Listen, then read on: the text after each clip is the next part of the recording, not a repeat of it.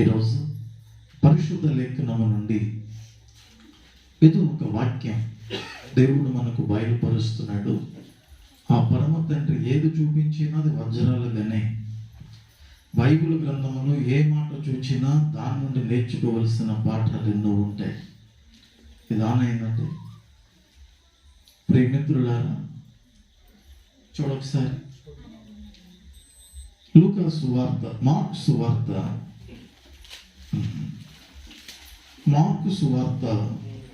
11వ అధ్యాయము 12వ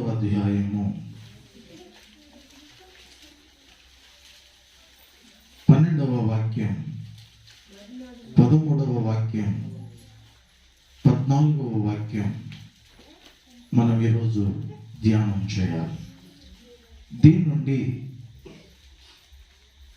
మనం ఏమి నేర్చుకోవాలో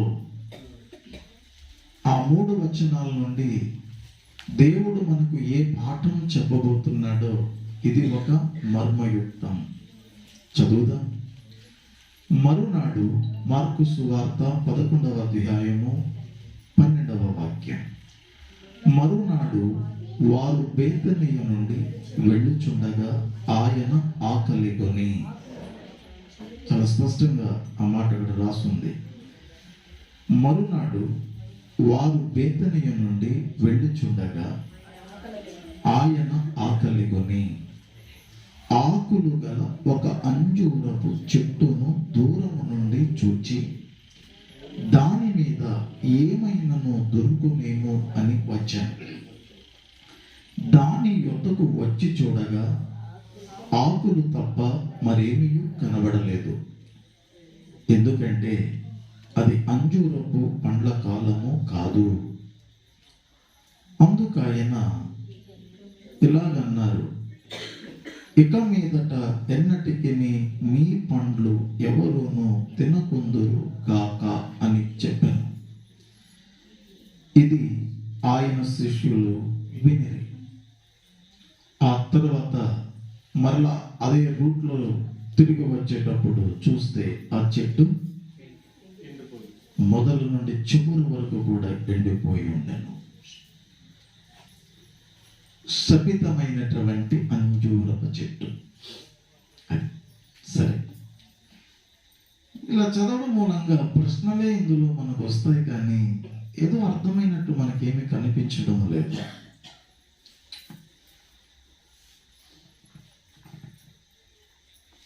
ఇది తీరిగ్గా మీకు వివరణ ఇస్తాను, జాగ్రత్తగా వినండి.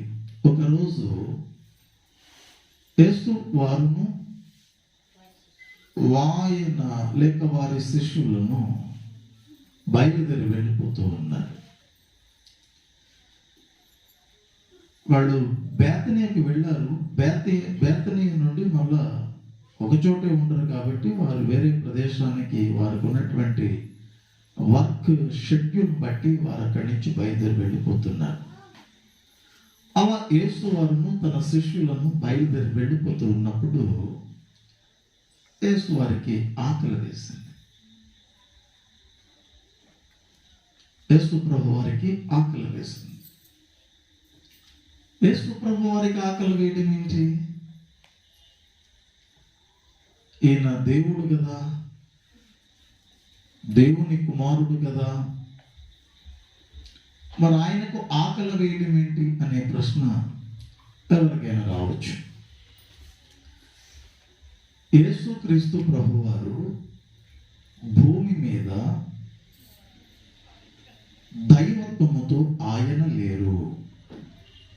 ఆయన రిక్తుని గాని ఈ భూమి మీదకు వచ్చారు. రిక్తుడు అంటే ఏమి లేని వాడిగా, ఉన్న వాటినన్నిటిని వదిలి వేసిన వాడిగా భూమి మీదకు వచ్చారు. అంటే మన వల్లే ఒక మనిషిగా ఈ భూమి మీదకు ఆయన వచ్చారు.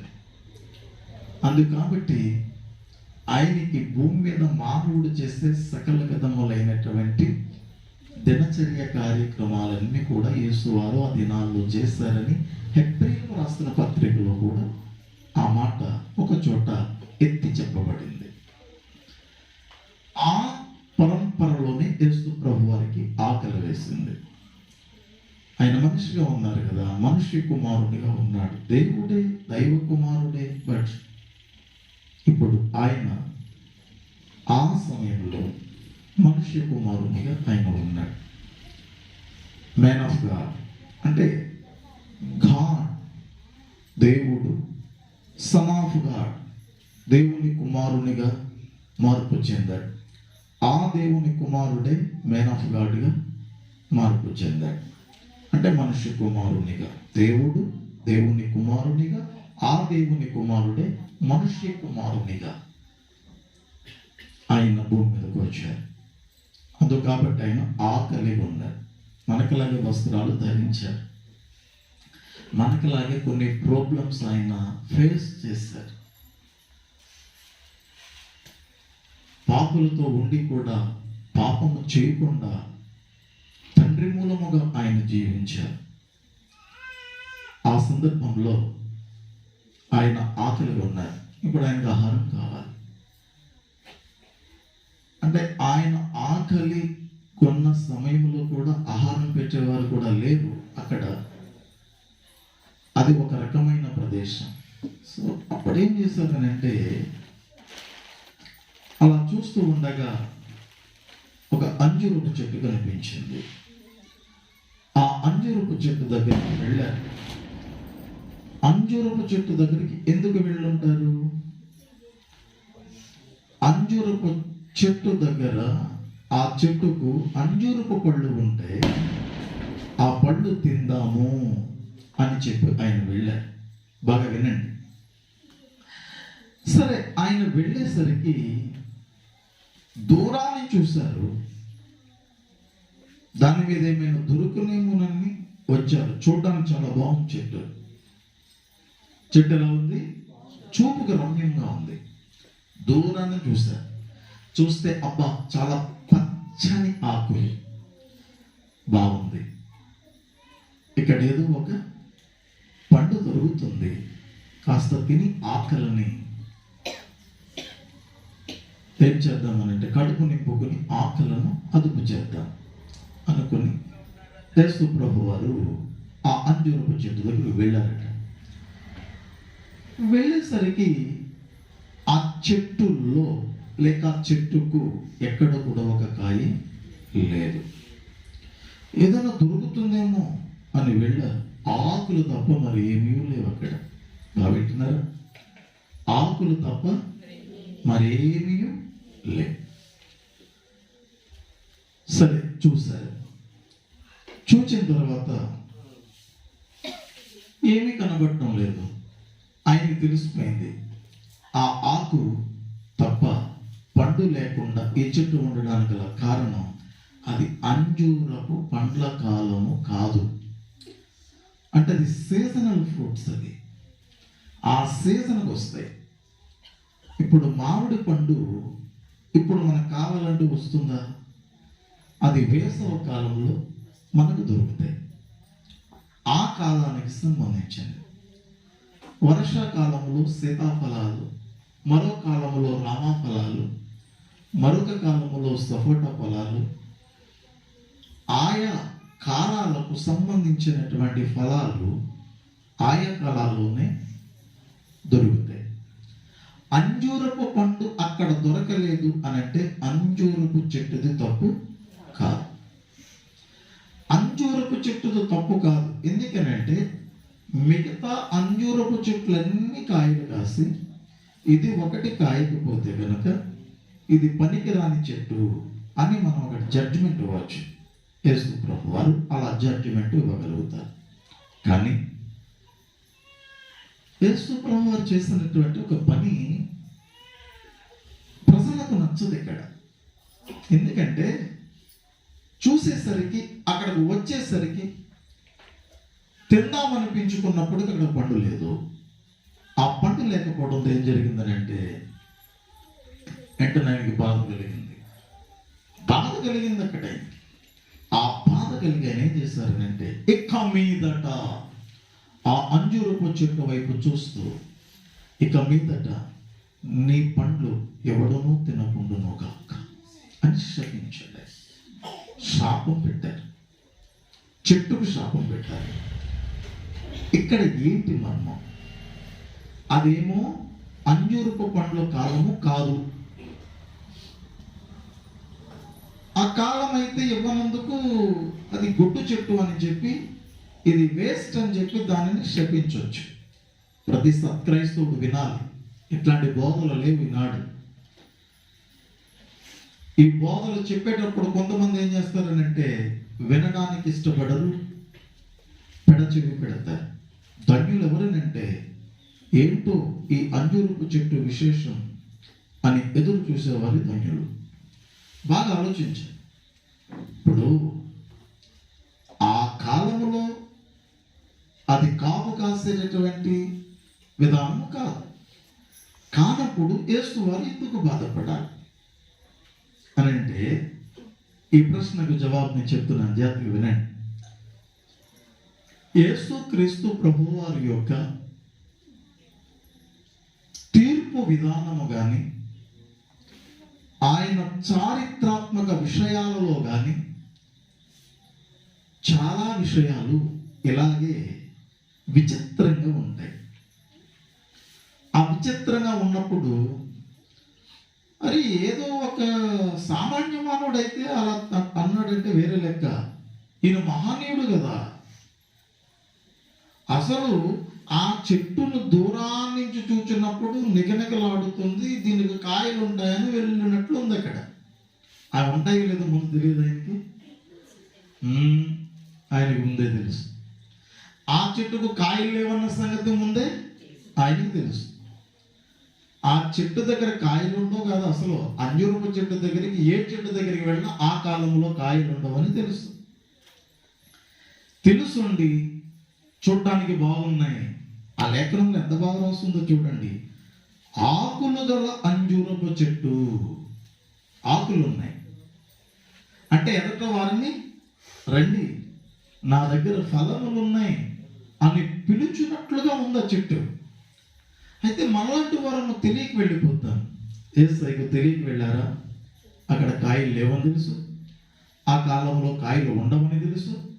అయినా సరే ఆకలి అనుకుంటూనే ఆయన వెళ్ళారు. తెరా చూస్తే ఫలాలు లేవు, ఫలాలు ఉండవని తెలుసు. అప్పుడేమన్నారనంటే అది ఆ టైంలో కాయదని కూడా తెలుసు. ఇక మీదట నుండి నీ చెట్టు పండు ఎవడము తినకు, నేనే కదా, అసలు ఎన్నటికి నీ పండ్లు ఎవ్వరు తినకుందురుగాక అంటే, మళ్ళీ అంజూరపు పండ్లు కాసే కాలంలో కూడా నువ్వు ఇంకా కాయవు, నీ పని అవుట్, ఎంతటితో ఫినిష్, పూర్తయిపోయింది నీ ఆయుష్కాలం, కొంచెం ఇంకా వేస్ట్ అన్న. ఈ జడ్జిమెంట్లో ఉన్నటువంటి మర్మం ఏంటి? What is the mystery of this in judgement? ఏదో ఉంది ఇక్కడ. ఏముందో చెప్తాను చూడండి. నేను చెప్పాను కదా, ఆయన చేసినటువంటి క్రియలలో కానీ, ఆయన మాటలాడిన మాటలలో కానీ ఏదో ఒక మహోన్నతమైన మానవ జ్ఞానమునకు కాస్త దూరంగా ఉన్నటువంటి ఒక మ్యాటర్ ఉంటుంది, లేక ఒక లెసన్ ఉంటుంది, అనగా ఒక పాఠం ఉంటుందన్నమాట. ఆ పాఠం ఏంటో మనము ఇప్పుడు జాగ్రత్తగా మనం చూడాల్సినటువంటి అవసరత ఉన్నది. చూడండి ప్రియమిత్రులారా, లూకా సువార్త 13వ అధ్యాయం 6వ వాక్యం చూడండి. లూకా సువార్త 13వ అధ్యాయం 6వ వాక్యం, 13, 6వ వాక్యం.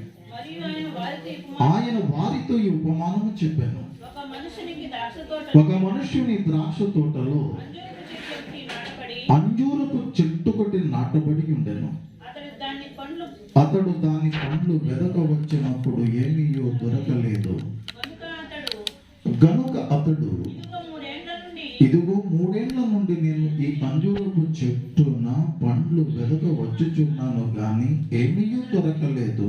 దీనిని నరికివేయము, దీని వలన ఈ భూమి ఎలా వ్యర్థమైపోవాలని ద్రాక్ష తోట మాలితో చెప్పాను. ఆరండి, ఇక్కడ ఏ తోట ఉన్నది? ద్రాక్ష తోట. ఆ ద్రాక్ష తోటలో ఏమున్నది? ఎన్ని ఉన్నాయి? ఒకటే. ఏదో ఒక విచిత్రంగా ఉంది. తోట ఏమో ద్రాక్ష తోట, ఓ ద్రాక్ష తోట ఉన్నది. అందులోనేమో ఒకే ఒక చెట్టు, అంజూరపు చెట్టు ఉన్నది. ఇక్కడ ఆధ్యాత్మికరణ ఏమిటో చెప్తాను చూడండి. ఈ ద్రాక్ష తోట యేసుక్రీస్తు ప్రభు వారి యొక్క సామూహిక సంఘానికి సూచన. బాగా వినాలి. ద్రాక్ష తోట సమూహానికి సూచన. అంజూరపు చెట్టు ఒక వ్యక్తికి సూచన. చదివేస్తున్నా మరలా చెప్తాను. ద్రాక్ష తోట దేవుని సంఘానికి, అంటే దేవుని సంఘం అని సమూహం మొత్తం టోటల్గా జనానందరికి సూచన. అదే అంజూరపు చెట్టు ఒక్క విశ్వాసికి సూచన. అంటే సమూహము అంటే ఇదిగో మనంతా కూడా ద్రాక్ష తోట. అలా కాకుండా నేరుగా మీ దగ్గరకు వచ్చామనుకో, అప్పుడు మీరేమవుతారు? అంజూరపు చెట్టు అవుతారు అన్నమాట. పాయింట్ అర్థమైందా? మళ్ళా చెప్తున్నాను. ఇప్పుడు మన దగ్గర యేసయ్య వచ్చారనుకో, ఏ తోటలోకి వచ్చినట్టయినా?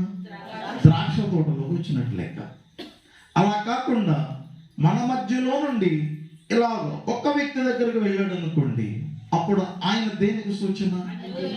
అలాగే మీ దగ్గరకు వస్తే మీరు దేనికి సూచన? అంజూరపు చెట్టుకు సూచన. బాగా వినాలి, ఇందులో చాలా అర్థం ఉన్నది. ఇప్పుడు మార్కు సువార్త 11వ అధ్యాయము 12వ వాక్యంలో చూచినటువంటి అంజూరపు చెట్టు ఎవరికి సూచన? సంఘములో ఏక విశ్వాసికి సూచన. ద్రాక్షవనము సంఘ సమూహమునకు సూచన. అందరిని కలిపిస్తే ద్రాక్ష తోటకు సూచన. ఒక్కొక్కరి దగ్గరికి వెళితే అంజూరపు చెట్టుకు సూచన. ఇప్పుడు అంజూరపు చెట్టు యేసయ్యకి కాదు, ఎవరికి సాదృశ్యం కాదు. ఎవరికి సాదృశ్యం? దేవుని సంఘములో వ్యక్తికి సూచన. నేను ఒక్కడిగా లెక్కేసాడు అనుకోండి నన్ను, నేను ఒక అంజూరపు చెట్టు. ఈయన దగ్గరికి వచ్చాడు అనుకోండి, ఈయన ఒక అంజూరపు చెట్టు. ఆయన దగ్గరికి వెళ్ళాడు అనుకోండి, తను ఒక అంజూరపు చెట్టు. మొత్తం తోటలో ఒక సంఘంలోకి వచ్చాడు అనుకోండి, మొత్తం అంతా కూడా ద్రాక్ష తోట, మొత్తం దేవుని యొక్క సంఘం అన్నమాట. అంటే యేసుక్రీస్తు ప్రభు వారికి ఉన్నటువంటి లక్షణం, దేవుని యొక్క లక్షణం ఏంటో చెప్పన? దేవుడు తన సంఘం అనే ద్రాక్షవనములోనికి రావడం ఒక ఎత్తు, అప్పుడప్పుడు ఆ ద్రాక్షవనములో ఉన్న అంజూరపు చెట్టు లాంటి నీ దగ్గరకు ప్రత్యేకంగా రావడం మరో ఎత్తు. ఇప్పుడు ఒక మాట మరలా చెప్తున్నాను. సంఘములోనికి రావడం ఒక ఎత్తు, పర్సనల్గా వ్యక్తిగతంగా ఇక్కడున్న మీ దగ్గరకు రావడము ఒక ఎత్తు. రెండు అలవాట్లు ఉన్నాయి ఆయనకి. ఆయన సంఘంలోనికి, సహవాసములోనికి జమ్మని వస్తారు, అన్నిసార్లు రారు. కొన్నిసార్లు పరీక్ష చేస్తారు, అందరినీ పరీక్ష చేస్తారు. అబ్బా, మనం ఎంతసేపు జన సమూహాన్ని చూస్తాం, ఆయన అలా కాదు. జన సమూహంలో ఒక్కొక్క వ్యక్తిని చూస్తారు. అలా చూచినప్పుడు మనము అంజూరపు చెట్టు అవుతాం. రైట్, ఇప్పుడు బాగానే ఉండేంత వరకు. ఇప్పుడు ఇంతకీ ఆ అంజూరపు చెట్లు కాపు కాసే కాలము కానప్పుడు, దాని ధర్మం ప్రకారంగా అది కాయకుండా అది ఉండిపోయినప్పుడు యేసు వారు ఎందుకు శపించారు అని అంటే, ఆ చెట్టు మీద ఉన్న కోపమును బట్టి కాదు. ఆ చెట్టు మీద ఉన్న కోపము కాదు, ఆ చెట్టు అక్కడ కాపు కాయలేదు కదా. అందుకు కాబట్టి దాని మీదకు వ్యక్తిగతమైనటువంటి కోపముతో కాదు, దీని నుండి ఒక అద్భుతమైనటువంటి విషయాన్ని దేవుడు మనకు దాచి ఉంచాడు. అందుకే బైబిల్ గ్రంథంలో ఏ మాట అయినా అదే వచనములో చదివామనుకోండి మనకు అర్థం కాదు.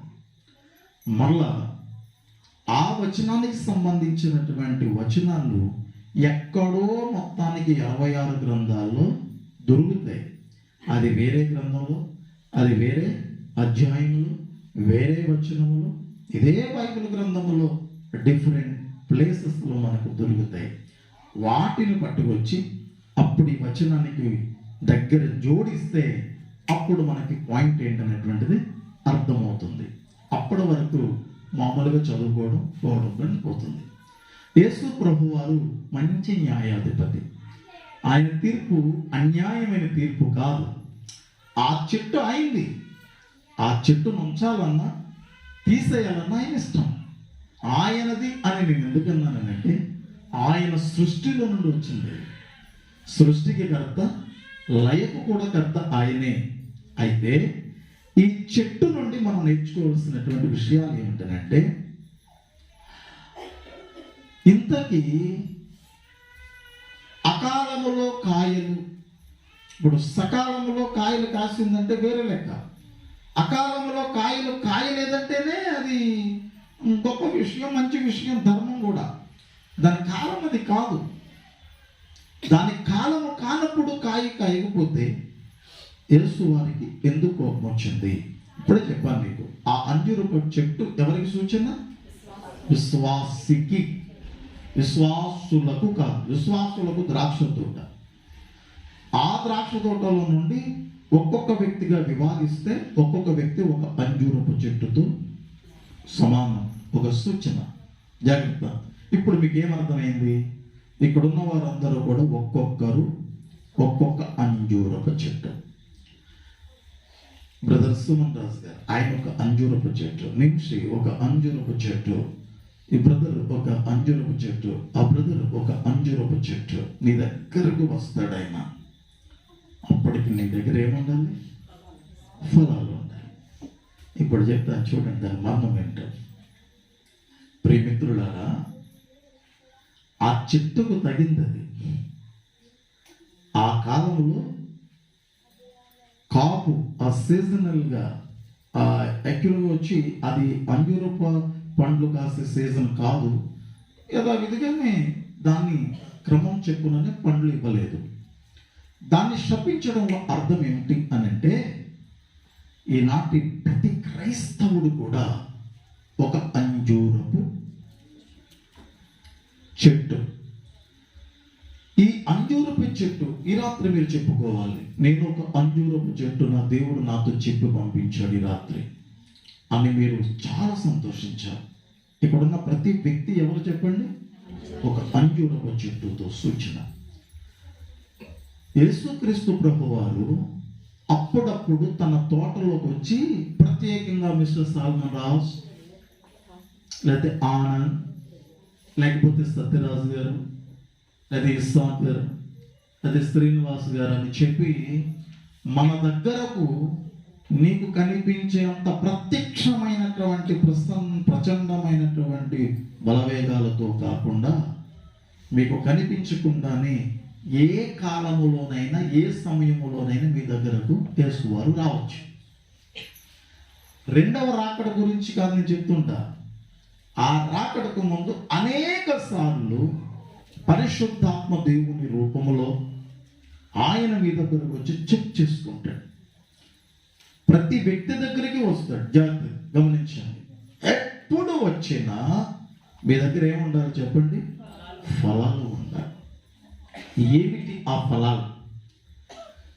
సీజనల్గా ఉండే ఫలాలు కాదు మన దగ్గర ఉండాల్సినవి. అన్ని కాలాలలో కూడా మీ దగ్గర ఉండాలి. అది వేసవ కాలమైన, శీతల కాలమైన, వర్షాకాలమైన, అంటే సంవత్సరానికి 12 నెలలు. 12 నెలలలో ప్రతి దినము కూడా, ప్రతి గడియలో కూడా నీ దగ్గర ఫలములు ఉండాలి. ఏమిటి ఆ ఫలములు అనేటువంటిది ఒక విషయం. ఆ ప్రశ్నకు చెప్పడానికి ముందుగా ఒక మాట మీతో నేను చెప్పాలి. ప్రియమిత్రులారా, గలతీయులకు రాసినటువంటి పత్రికల్లో ఆత్మఫలము అనేటువంటి ఒక మాట కనిపిస్తుంది. గలతీలకు రాస్తున్నటువంటి పత్రికల్లో ఆత్మ ఫలము జాగ్రత్త గమనించారు. ఆత్మ ఫలములు కావు. ఫలములు కొన్ని తొనలు వంటివి.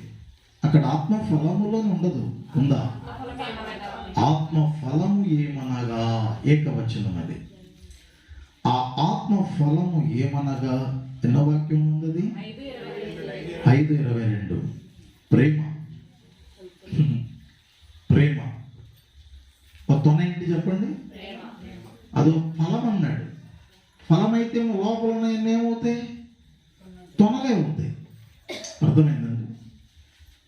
ప్రేమ, సంతోషం, సమాధానం, దీర్ఘశాంతం, దయాళుత్వం, మంచితనం, విశ్వాసం, సాత్వికం, ఆశానిగ్రహం. బాగా విన్నారా? చదివారా? మళ్ళొకసారి చదవండి. ప్రేమ అనండి మళ్ళా. ప్రేమ. రెండవది సంతోషం, సమాధానం, దీర్ఘశాంతం, దయాళత్వం, మంచితనం, విశ్వాసం, సాత్వికం, ఆశానిగ్రహం. ఇవన్నీ కూడా ఒక ఆత్మఫలం. ఈ ఫలములో ఒక తొనలు అన్నమాట. ఇలాంటి ఫలాలు ఇంకా చాలా ఉన్నాయి. ఇలాంటి ఫలాలు ఇంకా చాలా ఉన్నాయి. ఒక్క ఫలంలోనే ఇన్ని తొనలు ఉన్నాయి. ఇది ఒక ఆత్మఫలం. జాగ్రత్తగా గమనించారు. అక్కడ చెప్పబడినటువంటివి మాత్రమే కాకుండా చాలా జాగ్రత్తగా వినండి. మనం వివిధ రకాలైనటువంటి ఫలములను కూడా మనము కలిగి ఉండాలి. ఎప్పుడు ఉండాలి? అన్ని కాలములలోనూ. అన్ని కాలములలోనూ ఎలా సాధ్యం? అది ఇప్పుడు మెయిన్ క్వశ్చన్ అన్నమాట. అన్ని కాలాల్లోనూ ఎలా సాధ్యం? అసలు గలతీలకు రాస్తున్నటువంటి పత్రిక 5వ అధ్యాయము 17వ వాక్యంలో ఏమని రాస్తారు? శరీరము ఆత్మకును, ఆత్మ శరీరమునకును విరోధముగా అపేక్షించరు. ఈ రెండింటికి పడదు. రెండింటికి అంటే ఏ రెండింటికి? మీ శరీరానికి, మీ ఆత్మకును. శరీరమేమో కోరికలు వేరు, ఆత్మ కోరికలు వేరు. శరీర కోరికలు వేరుగా ఉంటాయి, ఆత్మ కోరికలు వేరుగా ఉంటాయి. రెండు మనకు ఉన్నాయి. శరీరము ఆత్మకును, ఆత్మ శరీరమునకును విరోధముగా అపేక్షించను. ఇవి ఒకదానికొకటి వ్యతిరేకముగా ఉన్నవి కనుక మీరేమి చెయ్య నిశ్చయింతురో వాటిని చేయకూడదు. అది విషయం. మీరేం చేయాలనుకుంటారో అది మీరు చేయలేరు. ఏదో చేయాలని అనుకుంటారు కానీ చేయలేని సందర్భాలు ఎన్నో కనిపించాయి మీకు. అలాగా ఇలా చేయాలి అని అనుకుంటున్నారు కానీ మీరు చేయలేకపోతున్నారు. అలా చేయకూడదు అని అనుకుంటున్నారు, అలాగే చేస్తున్నారు. అలా చెప్తున్నారు ఇక్కడ. దీనంతటికి కారణం ఏంటంటే ఈ భూమి మీద ఆత్మ శరీరము రెండు ఏకీభవించి ఒక కార్యాన్ని నిర్దేశించడానికి అసాధ్యం. అది జరగని పని. అయితే ఇలాంటి భూలోకంలో మరి శరీరము, ఈ ఆత్మ, ఈ రెండు వ్యతిరేకంగా నడుస్తుంటాయి. శరీరము ఒక పని చెప్పుద్ది, ఆత్మ అది వద్దు అని చెప్పుద్ది. ఆత్మ ఒక పని చేయి అని చెప్తుంది, శరీరము అది ఇంకో పని చేద్దాం పదా అంటుంది. అంటే రెండింటికి పడదు, వ్యతిరేకత కనిపిస్తుంది. అలాంటప్పుడు ప్రేమ ఎట్లా ఉంటుంది? అలాంటప్పుడు సమాధానం ఎట్లా ఉంటుంది? అలాంటప్పుడు ద్వేషం, కలహం ఇట్లాంటివన్నీ ఉంటాయి. కానీ అక్కడ చెప్పబడినవన్నీ ఉండవు కదా. అయితే ఇక్కడ ఏదో ఒకటి జరగాలి. ఇక్కడ ఏదో ఒకటి జరగాలి. అది మనం జరిగించడానికి ప్రభు సహాయం మనం తీసుకోవాలి. ఉదాహరణకు అబ్రహాం అనేటువంటి ఒక వ్యక్తి మనకు కనిపిస్తాడు. రోమపత్రిక 4వ అధ్యాయం 18వ వాక్యం చూడండి. సాధ్యమా అసాధ్యమా మనం చూద్దాం. రోమపత్రిక 4వ అధ్యాయం 18వ వాక్యం. నీ సంతానము ఇలాగ ఉండునని చెప్పిన దానిని బట్టి తాననేక జన్ములకు తండ్రి అగునట్లు నిరీక్షణకు ఆధారము లేనప్పుడు అతడు నిరీక్షణ కలిగి నమ్మెను. నిరీక్షణకు నిరీక్షణ అనే ఫలం లేనప్పుడు అతడు నిరీక్షణ కలిగి ఉన్నాడు. అంజూర పండు ఉండని సమయం, ఉండే సమయం కాదు.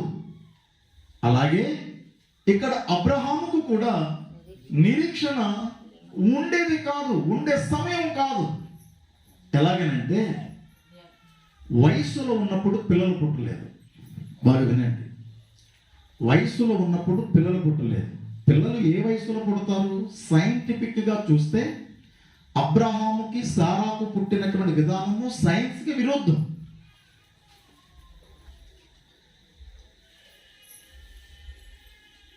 మెడికల్గా చూస్తే కూడా విరుద్ధమేది. అందుకని మనుషులకు ఏది అసాధ్యమో అది దేవునికి సాధ్యం అన్నాడు. మనుషులకు ఏది అసాధ్యమో అది దేవునికి సాధ్యం. పిల్లలు పుట్టే వయసు దాటిపోయింది. ఇంక నిరీక్షణ ఉంటుంది. ఇంకా ఎవరైనా పిల్లలకు లేరనుకోండి, ఒక 20 ఏళ్ళు పిల్లలు లేరు, 20 ఏళ్ళు వయసు వచ్చింది, పెళ్ళి ఇంకా 18 అయిపోయింది, లేదా 25 ఏళ్ళు వచ్చింది, 30 ఏళ్ళు వచ్చినాయి, 40 ఏళ్ళు వచ్చినాయి, ఇంకా కొద్దిగా ఉంటుంది. 40 ఏళ్ళు దాటిపోయింది అనుకోండి, ఇంకా పిల్లలు ఏం పుడతారు? ఇంకా మనకు జరగని పని, అది అసాధ్యం అన్నటువంటి సందర్భం. మరి 50 ఏళ్ళకి ఇంకెలా పుడతారు? 60 ఏళ్ళకి ఎలా పుడతారు? అందుకని మనోడు ఏమయ్యారు అంటే ఇంకా అయిపోయింది, ఇంకా ఫిక్స్ అయిపోయాడు, ఇంకా మనకి పిల్లలు అంటూ పుట్టారు, ఇంకా మనం ఇద్దరమే. ఆ జత అలాగే ప్రభు వృద్ధాప్య దశలో జీవిస్తున్నారు. ఇంకెవరికి వాళ్ళు ఏమన్నా తిరుగా మరణానికి లోనైపోతారు. అలాంటి పరిస్థితుల్లో ఏం లేదు. ఇప్పుడు ఇంకా నిరీక్షణకి ఏం లేదు, ఆధారం లేదు. నిరీక్షణకు ఆధారం అంటే ఏ నిరీక్షణ? పిల్లలు అనేటువంటి నిరీక్షణ. ఆ పిల్లలకు నిరీక్షణ అనేటువంటి దానికి పిల్లలు పుడతారనే నిరీక్షణ ఉంటుంది. ఆ నిరీక్షణకి ఏముండాలి? ఆధారం ఉండాలి. ఆధారం ఒక వయస్సు, ఆ వయస్సు లేదు అక్కడ. నిరీక్షణకు ఆధారమే లేనప్పుడు అతడు నిరీక్షణకు ఆధారం లేనప్పుడు అతడు నిరీక్షణ కలిగి నమ్మాడు.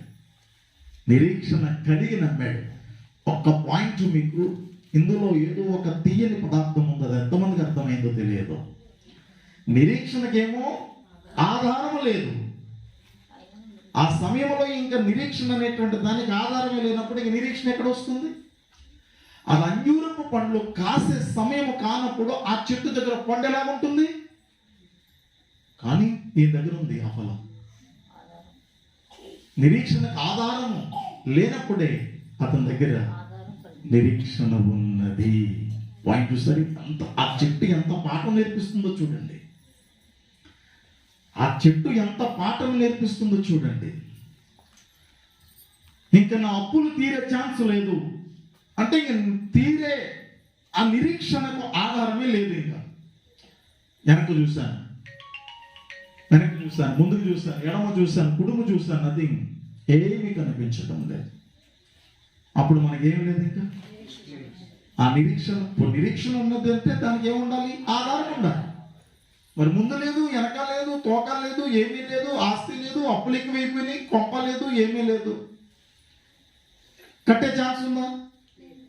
మానవ పరిభాషలో మాట్లాడుకుంటే ఏమీ కనిపించట్లేదు. అప్పుడు కూడా నీ దగ్గర ఉండాల్సింది నిరీక్షణయే. అది ఆ చెట్టు నుండి మనకు దేవుడు నేర్పిస్తున్నటువంటి పాఠము అన్నమాట. పాఠం చూడండి ఎంత అద్భుతంగా ఉందో. ఎవరిని ఎత్తుకున్నాం ఇప్పుడు మనం? ఇప్పుడు ఆ అబ్రహాం అనేటువంటి అంజూరపు చెట్టును తీసుకొచ్చి ఈ శపించబడిన అంజూరపు చెట్టు ప్రక్కన పెట్టండి. 2 అంజూరపు చెట్లు అనుకుందాం. ఇందాక చెప్పుకున్నాం కదా, ఒక్కొక్క వ్యక్తి ఒక్కొక్క అంజూరపు చెట్టుకు సూచన. ఇక్కడ ఒక చెట్టు నేచురల్ గా ఒక ట్రీ ఉంది. ఇక్కడ అంజూరపు చెట్టు. ఈ పక్కన ఎవరున్నారు? ఆత్మీయంగా అబ్రహాం అనేటువంటి అంజూరపు చెట్టు ఉన్నది. అబ్రహాం దగ్గరికి వెళ్ళండి, ఎనీ టైం వెళ్ళండి, ఏ సమయంలో వెళ్ళినా కానీ అనిరీక్షణ అనేటువంటి ఫలం ఇప్పుడు కూడా అక్కడ ఉంటుందన్నమాట. అవి ఎదుర్కొంటాడు ఆయన. మనమేమో మామిడి పళ్ళు ఎదుర్కొంటాం, చెట్టుకు కొబ్బరికాయలు ఎదుర్కొంటాం, సీతాఫలాలు ఎదుర్కొంటాం. అది మన యొక్క అలవాటు, మన యొక్క నైతికత్వం, మన పద్ధతి. అది దేవునికి మనకి ఎంత తేడా వచ్చింది చూడండి. దేవుడు ఏమి ఎదుర్కొంటాడు? అంజూరపు చెట్టు ఎక్కడుంది? ఈ వనములో అంజూరపు చెట్టు ఎక్కడుంది? ఇది అంజూరపు చెట్టు. అంజూరపు చెట్టు, నీ దగ్గర నిరీక్షణ ఉందమ్మా? నిరీక్షణ అనే ఫలం ఉందా? విశ్వాసము అనే ఫలం ఉందా? చూసారు, ఇది ఎప్పుడు ఉండాలి? అన్ని కాలములలో. అన్ని ఉన్నప్పుడున్న నిరీక్షణ ఇది ఏమీ లేనప్పుడు కూడా ఉంటేనే. లేదనంటే ఆ అంజూరపు చెట్టు శపించబడినట్లే మనము కూడా శపించబడతాం. వేస్ట్ అన్నమాట దేవుని దృష్టిలో. పాయింట్కి వచ్చేసాం. ఇంకా ప్రార్థన ఎప్పుడు చేస్తాం? ప్రార్థన ఎప్పుడు చేస్తాం? బాగా చెప్పండి. కొత్త బట్టలు వచ్చినాయి అనుకోండి, ప్రార్థన ఉంటుంది. మొత్తం బట్టలే పోయినాయి అనుకోండి, ఏమీ లేవనుకోండి, కుట్లుడు పోయిన బట్టలు వచ్చినాయి అనుకోండి, అప్పుడు సనుగుడు ఉంటుంది. సనుగుడి, గొనుగుడి బాగా వినండి. అప్పుడు ఏ పండు లేదు అక్కడ, అక్కడ నిరీక్షణ లేదు, అక్కడ సహనం అనేటువంటిది లేదు, సహించడం లేదు. ఏమయ్యా ఎలా ఉన్నారు ఏంటంటే, ఏమున్నామండి, ఏమున్నాం, అయ్యో మొన్న మధ్యలో మీరు చాలా బలంగా మీరు స్వార్థ ప్రకటించేవారు, చాలా బలంగా మీరు మొన్న దేవుడిని నమ్మేవారు. అయ్యి బాబాయ్, మిమ్మల్ని చూస్తుంటే, మీ మాటలు చూస్తుంటే నాకు మారిపోవాలనిపించేది. అలా చేసే ఎలా తయారయ్యానయ్యా, అలా చేసే ఎలాగైపోయింది నా బ్రతుకు అంటే, అప్పుడున్నటువంటి అసహనం అనేటువంటి ఫలం ఇప్పుడు ఈ దగ్గర లేదు. అంటే సహనం అనేటువంటిది వన్ ఆఫ్ ద ఫ్రూట్ అన్నమాట. అదొక రకమైన ఫలం. అది ఎప్పుడు ఉండాలి? అన్ని వేళలా ఉండాలి. యోబు దగ్గరికి వెళ్దాం. యోబు గారి దగ్గరికి వెళ్దాం. యోబు గ్రంథాన్ని మనం పరీక్ష చేసినట్లయితే 1వ అధ్యాయం 21వ వచనం చూడండి. యోబు గ్రంథం 1వ అధ్యాయం 21వ వచనములో 1-10 సార్లు ఆ వచనాన్ని చదవండి. నేను నా తల్లి గర్భములో నుండి దిగంబరునే వచ్చి తిని దిగంబరునే అక్కడికి తిరిగి వెళ్ళేదను. యెహోవా ఇచ్చెను, యెహోవా తీసుకుని పోయాను, యెహోవా నామమునకు స్తుతి కలుగును గాక. ఎప్పుడు స్తుతి? ఎప్పుడు? డబ్బులున్నప్పుడు స్తుతి, పిల్లలు పుట్టినప్పుడు స్తుతి, లేక పిల్లలు పుట్టారనుకోండి, స్తుతుల ధ్వని ఎక్కువైపోతుంది. ఉన్న పిల్లలు అర్ధాంతరంగా వెళ్ళిపోయారనుకోండి, స్తుతి అనేటువంటి ఆ స్వరం ఆగిపోతుందా? ఆగిపోయే పొజిషన్లో ఉందా మీ అంజూరపు చెట్టు? యేసయ్య మీ దగ్గరకు వచ్చి మాట్లాడుతున్నారు. ఆయన యేసయ్య ఇక్కడ నిలవబెడితే, పోడియం దగ్గర నిలవబెడితే ఇదే కోణంలో అడుగుతారు ఆయన, అమ్మా నీ స్తుతి అనే ఫలము ఎప్పుడెప్పుడు నాకు ఇవ్వగలుగుతావు? ప్రభు, అది మీకు తెలియదా? నాకు అన్నీ ఉన్నప్పుడు అన్నీ ఇచ్చేస్తానని తెలియదా? అవి కాదమ్మా, ఏమి లేనప్పుడు నీకున్నాయన్ని కొన్నిసార్లు తీసేస్తాను. నేను నీకున్నటువంటి జ్ఞానం తీసేస్తాను, నీకున్నటువంటి ఆస్తిని బ్రేక్ చేస్తాను, నీ బిజినెస్ని కొన్నిసార్లు నేను బ్రేక్ చేస్తాను. మరి అప్పుడు ఎలాగుంటుందండి? అప్పుడు ఎలాగ స్తుతించగలుగుతాం అంటుందని అంజూరపు చెట్టు. ఇదిగో ఇక్కడ ఒక యోబు అనేటువంటి ఒక అంజూరపు చెట్టును చూడండి. తనకున్నటువంటి 11,500 పశువులన్నీ కూడా సొమ్ము, తనకున్నటువంటి కనుక్కున్న పిల్లలు 10 మంది కూడా అదృశ్యం. ఏ అదృశ్యం? మరణం. కళ్ళ ముందు చనిపోయారు. ఒక నిమిషం. అప్పుడేమంటున్నాడు ఆయన? యెహోవా ఇచ్చెను, యెహోవాయే తీసుకునేను, ఆయనకి స్తుతి కలుగును గాక. ఈ సంగతులలో ఏ విషయమందును యోబు ఏ పాపము చేయలేదు, దేవుడు అన్యాయము చేసనని చెప్పలేదు. దేవుడు అన్యాయం చేసనని చెప్పలేదు. ఓ అంజూరపు చెట్లులారా, మీరేమంటున్నారు? కొడుకు పోతే దేవుడు నాకు అన్యాయం చేశాడు అంటున్నారా? కూతురు దూరం అయిపోతే దేవుడు నాకు అన్యాయం చేశాడని అంటున్నారా? అదే నోరు ఇంతకు ముందు దేవుడు ఉన్నాడని అన్నది కదా. మరి ఆ నోరే వేరే కాలంలో ఎందుకు మరలా దేవుడు లేడు, ఉంటే నాకు ఎందుకు తోడు లేడు, ఉండకుండా ఉంటాడు, లేడు కాబట్టే నా భక్తి వ్యర్థం, శూన్యం అంటుంది నాలుక. అంటే అప్పుడేమో ఫలాన్నిచ్చింది నీ చెట్టు, ఇప్పుడేమో ఆ ఫలాన్ని తుంచి పారవేసి ఆ అంజూరపు చెట్టులా కనిపిస్తుంది. ఇప్పుడు అక్కడ ఆకులే తప్ప దానికి ఏమి లేవు, ఫలాలు లేవు. మీరు ఎప్పుడు స్తుతిస్తున్నారు ఆలోచించండి. డేవిడ్ రాజ్, నువ్వెప్పుడు స్తుతిస్తున్నావు? ప్రభు నాతో మాట్లాడుతున్నాడు. ఏ కాలంలో స్తుతిస్తున్నావు? నువ్వు అడిగింది నేను ఇచ్చినప్పుడల్లా స్తుతిస్తున్నావు. రైట్, బాగానే ఉంది. నువ్వు అడిగింది నేను ఇవ్వని కాలంలో కూడా నిన్ను పరీక్ష చేస్తాను. అలాగే మిమ్మల్ని కూడా పరీక్షిస్తాను. నాకు ఈ క్రిస్మస్కి, లేకపోతే ఈ 31st లేకపోతే ఈ న్యూ ఇయర్ 1st నాకు సూట్ కావాలి అని అనుకున్నారు. దేవుడు ఇవ్వలేదు మీకు. మరేం చేయాలి? ఇప్పుడు స్తుతి ఆగిపోయినట్టేనా? స్తుతి మొగపోయినట్టేనా? ఒక ఆటో అడిగారు, ఫలానా టయానికి నాకు ఒక ఆటో కావాలి, నా శాలరీ ఈ 2022లో నాకు డబుల్ అయిపోవాలి, త్రిబుల్ అయిపోవాలి. That's your target. అది మీ టార్గెట్. కానీ ఆ టార్గెట్కి మీరు రీచ్ కాలేదు. మరి అప్పుడు స్తుతి వస్తుందా? స్తుతి 2 కాళ్ళు బాగా పనిచేస్తున్నాయి, 2 కాళ్ళు బాగా పనిచేస్తున్నాయి, స్తుతులు చెల్లిస్తున్నా. మరి 2 కాళ్ళలో కాలు సరిగ్గా పనిచేయట్లేదు, బ్రేక్ అయ్యింది. అప్పుడు ప్రశ్న వేసుకునండి. అది ఆ అంజూరపు చెట్టు నుండి మనం నేర్చుకోవాల్సింది ఏంటంటే, ఆ చెట్టు నేచురల్గా అదంటే, దాని మీద కోపంతో కాదు. దీని నుండి ఒక లెసన్ మానవ సమాజానికి, భక్తి శ్రేష్ఠులకు నేర్పించాలని దేవుడు ఆ చెట్టును శపించాడు. అది ఉపయోగం లేదు, దానివల్ల వేస్ట్, టైం వేస్ట్, నేల వేస్ట్ అది కాబట్టి అలాగే వేస్ట్. అది ఎలా వేస్టో ఒకసారి మనం గ్రహిద్దాం. మీరందరూ, నేను కూడా ఒక అంజూరపు చెట్టు. నేనండి అందరూ కూడా. ఎంతమంది? మీరు ఒక అంజూరపు చెట్టు. మనల్ని సృష్టించిన వాడు నీ దగ్గరికి ఏ రాత్రి అయినా రావచ్చు, ఏ ఉదయాన్నైనా రావచ్చు, ఏ అర్ధరాత్రి అయినా రావచ్చు. బాబు, నీ దగ్గర విశ్వాసం అనే పండు లేదేంటి? అర్రే చెప్పేసేసావు అంటే హృదయంతో సమానం. ఆ శపితమైనటువంటి అంజూరపు చెట్టుతో సమానమే కదా. అంటే దేవుని యొక్క దూర దృష్టి చూడండి. నువ్వు ఏ కాలమైనా సరే నీలో ప్రేమ ఉండాలా.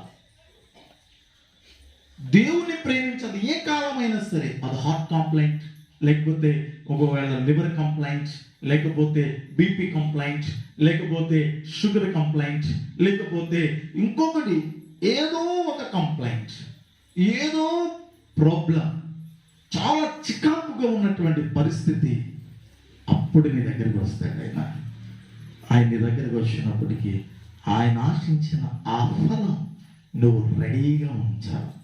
ఏదో సీజనల్ ఫ్రూట్ లాగా ఉంచకూడదు. ఇది సీజనల్ ఫలాలలాగా, ఏదో ఆ కాలానికి సంబంధించిన ఫలాలు కాదు. మన దగ్గర స్తుతి అనే ఫలం ఎప్పుడూ ఉండాలి. కష్టాలలో ఉండాలి, నష్టాలలో ఉండాలి. దయచేసి అపోస్తుల కార్యములు 16వ అధ్యాయము 24వ వచనం చూడండి. అపోస్తుల కార్యములు 16వ అధ్యాయము 24వ వాక్యం.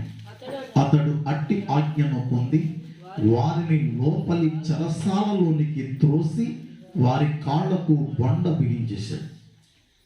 చూడండి.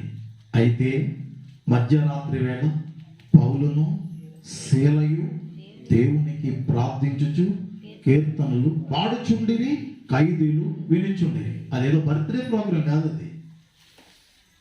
అదేదో క్రిస్మస్ ప్రోగ్రాం కాదు, అది December ending day 31st day కాదు, అది మంచిగా మ్యారేజ్ ఫంక్షన్ కాదు. అది ఏం చేస్తున్నారు అక్కడ వాళ్ళు? చెరసాలలో ఏం చేస్తున్నారు? పాటలు, దేవునికి ప్రార్థన చేస్తున్నారు, కీర్తనలు పాడుతున్నారు. అది పాడే టైమా? That is Jesus question. అది యేసు ప్రశ్న. అది పాడే సమయమా? అది పాడే సమయమా అండి? అది స్తుతించే సమయం అండి? ఆ అంజూరపు చెట్టు ఆ పండించే సమయమా? అది కాదు. ఇక్కడ కూడా వీళ్ళు పాడే సమయమా, కీర్తించే సమయమా? ఏ సమయమో మీరు చెప్పండి. మీరే ఆ పొజిషన్లో ఉంటే, బాబోయ్ అమ్మా, మీరేమనుకుంటున్నారు? లోపలకు త్రోసి అంటే గౌరవార్థంగా లోపల తీసుకొచ్చి సింహాసనాల మీద కూర్చోబెట్టడం కాదు. ఏం చేశారు? వారి ఆజ్ఞ పొందుకున్నారు, వారిని చెరసాలకు త్రోసేశారు, కాళ్ళు పట్టుకున్నారో పీకు పట్టుకున్నారో లోపల తోసేశారు పౌలుని స్త్రీలను. అక్కడి నుంచి చూడండి, కాళ్ళకు బొండలేసి బిగించేశారు, కాళ్ళకు బొండలేసి బిగించేశారు, కాళ్ళు చేతులు కదలని పొజిషన్. అయితే అనే మాటలో చాలా అర్థం ఉంటుంది. చూడండి, బొండలు వేసి బిగించాను, అయినప్పటికీ, అయితే అంటే అయినప్పటికీ వాళ్ళు ఏం చేస్తున్నారని అంటే, దేవునికి ప్రార్థించుచు, మధ్యరాత్రి అంటే అర్ధరాత్రి దేవుని స్తుతించుచు కీర్తనలు పాడుచు ఉన్నారు. అది కీర్తన పాడే టైం కాదు, స్తుతించే సమయం కాదు, సువార్త చెప్పే సమయం కాదు. ఏ సమయం చెప్పండి? బాబోయ్ ఇదేడు దేవుడోయ్, నిన్ను ప్రకటన చేసి మొత్తానికి బొండలేయించుకున్నాం బాబు, సువార్తకి వెళ్ళి బొండలేయించుకున్నాం బాబు, నీకు నీ సువార్తకి నమస్కారం, నీకు నీ సహవాసానికి నమస్కారం, నీకు మా ప్రార్థనకి నమస్కారం, వందనాలు అని చెప్పాలి. అది టైం. బట్ కానీ అలా లేదు ఆ దగ్గర. ఇదిగో ఈ అంజూరపు చెట్లు రెండు ఏం చేస్తున్నాయో చూడండి. అది స్తుతించే కాలం కాదు, కీర్తించే కాలం కాదు, ఏడ్చే కాలం, అది బాధపడే కాలం. అది ఆ కాలంలో ఆ రెండు అంజూరపు చెట్లు ఏం చేస్తున్నాయనంటే స్తుతి అనే ఫలాన్ని దేవునికి ఇస్తున్నాయి. ధూపం వేస్తుంది వల్ల బొండలే, కాళ్ళకి కాళ్ళే, చేతులకు చేతులే, దెబ్బలకి దెబ్బలే, నడుము గుద్దారు, తన్నారు, పొడిసేశారు. కూని అయిపోయింది నా శరీరం అంతా, లెగలేని పరిస్థితి అండి, నా శరీరం అంతా మొత్తం కూనమైపోయింది అన్న భయంకరమైన స్థితిలో దేవ సంస్తుతి చేయవే మనసా, మంతుడగుయే ఓ సంస్తుతి చేయవే మనసా. ఎప్పుడు?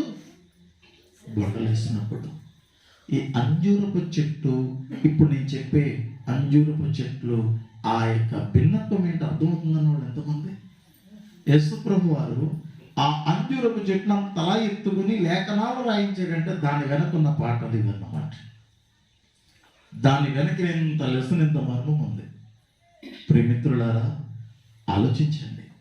దానియేలు గారి దగ్గరికి వెళ్దామా? దానియేలు గ్రంథం పరిశోధన చేస్తే 30 రోజులు ఎవరు దేవుణ్ణి ఆరాధించడానికి వీలు లేదు, ఎవరు స్తుతించడానికి వీలు లేదు. ఎవరైనాను ఆజ్ఞాపించిన దినములలో ఎవరు దేవుణ్ణి ఆరాధన చేసినా వారిని సింహాల బోన్లో త్రోసేయడం ఖాయం అని ఆజ్ఞ వచ్చింది. వస్తుంది ఇప్పుడు. అలాంటి ఆజ్ఞ కూడా రాబోయే కాలంలో మనందరికీ వచ్చేస్తుంది. ఇప్పుడు మీకు కూటాలు బాగా పెట్టుకునే రోజులు. ఎవరైనా అబ్జెక్షన్ పెడుతున్నారా? మీరు మీ ఇంటి దగ్గర 3 గంటలు ప్రార్థన చేసుకుంటే ఎవరైనా వద్దంటున్నారా? లేదు. మీరు ఏడుస్తుంటుంటే ఎవరైనా వద్దంటున్నారా? మీరు మోకాళ్ళు వేస్తుంటారంటే ఏమైనా వద్దంటున్నారా?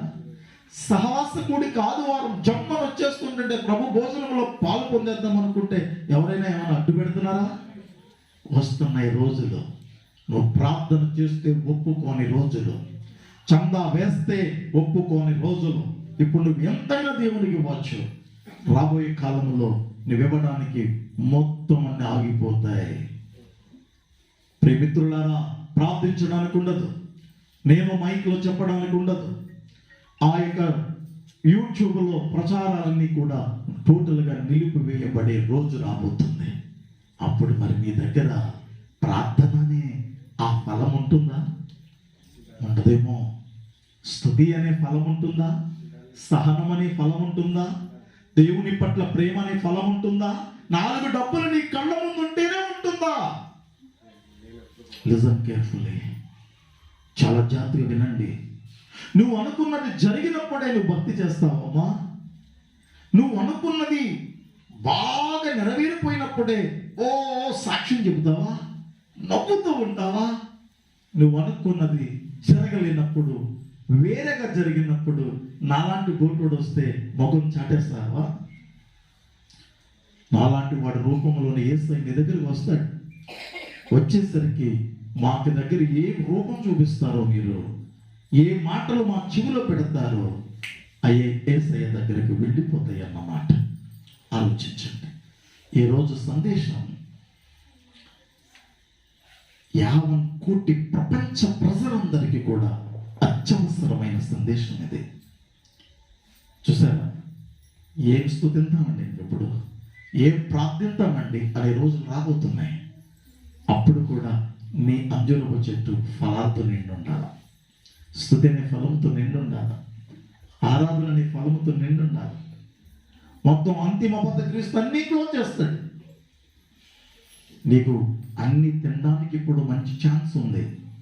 కేక్ తినడానికి ఛాన్స్ ఉంది. ఇప్పుడు నెక్స్ట్ మంచి హాట్ తినడానికి కూడా అవకాశం మీకు ఉంది, మనకుంది. కొన్ని రోజుల్లో తిండి అన్ని పదార్థాలకు కొంచెం దూరమయ్యే అవకాశం వస్తుంది. అప్పుడు ఏం చేస్తావు చెప్పండి? అప్పుడు కూడా దేవ సంస్తుతి చేయవే మనసు అంటారా? ఆలోచించండి. ఇప్పుడు అంజూరపు చెట్లు ఎన్నో చెప్పండి? 2. 1 ఆ సీజన్లోనే పళ్ళిచ్చే అంజూరపు చెట్టు. ఇంకొక చెట్టుకి ఇంకా సీజను ఆ సీజను ఉండదు.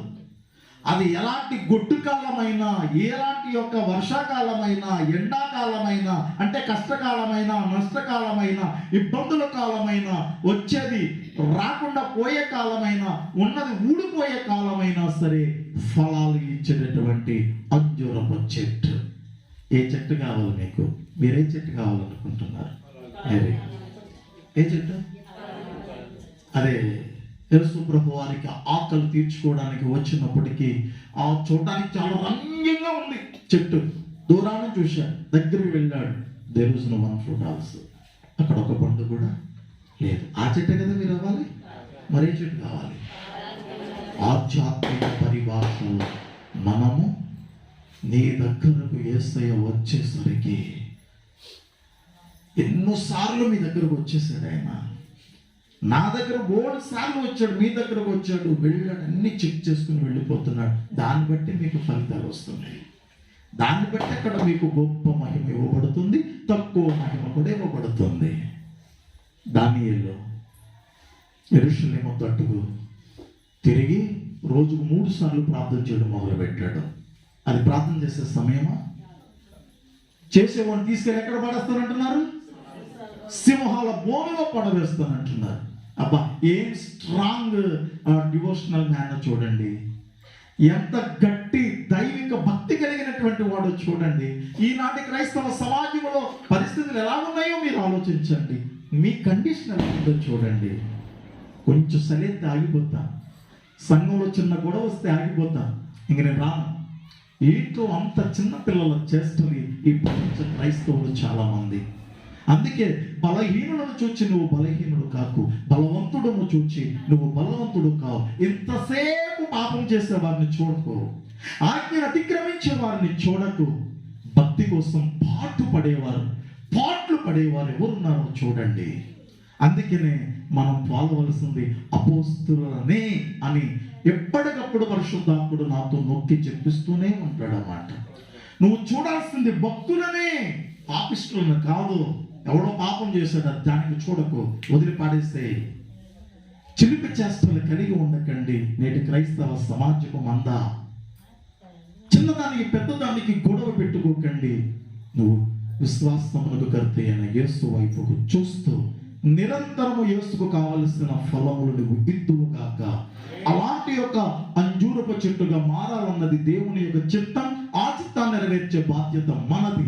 ఆయన చిత్తాన్ని నెరవేర్చినప్పుడు నువ్వు ఫలించడమే కాదు, అనేక మందికి ఆకలి తీర్చి యేసయ్యను ఆనందపరిచి తిరిగి గొప్ప మహిమను పొందుకొని అదృష్టవంతుడు అవుదువుగాక.